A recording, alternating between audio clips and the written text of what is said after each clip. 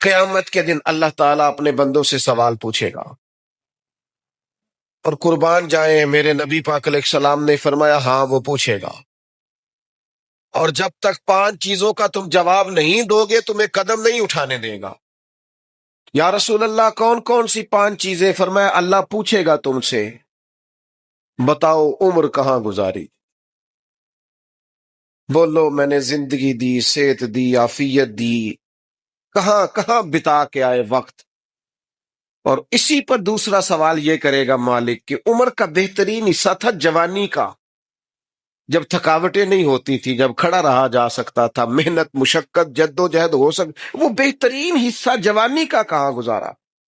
تیسرا سوال مالک کرے گا بتاؤ نا مال کہاں سے کمایا؟ اور چوتھا سوال یہ تھا کمانے کے بعد بھی مالک تم نہیں تھے، گویا دیا تو میں نہیں تھا نا، تو بتاؤ پھر لگایا کہاں پہ تھا، خرچ کہاں پہ کیا؟ ثم لتسألن یومئذ عن النعیم، ایک ایک نعمت کے بارے میں اللہ پوچھے گا۔ اور 5واں سوال اللہ پوچھے گا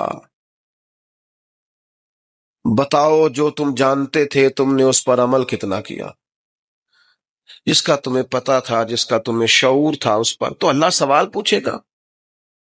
اب یہ کیوں سوال ہوں گے وقوع قیامت میں؟ یہ کیوں پوچھا جائے گا کہ قیامت کے دن کی جزا سزا کا خوف ہو بندے پر۔ اسلام ویسے اپنے ماننے والوں کو بے خوف رکھتا ہے، لا خوف علیہم ولا هم یحزنون، اللہ کے دوستوں کو خوف غم نہیں ہوتا۔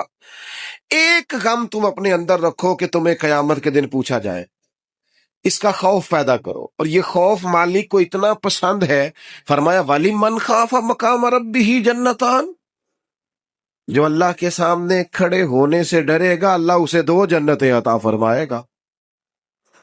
اس دن کا خوف اپنے دل میں پیدا کر کے تجھے کھڑا کیا جائے گا، تجھ سے پوچھا جائے، تیرے سے سوال کیا جائے، تجھے جواب دینا۔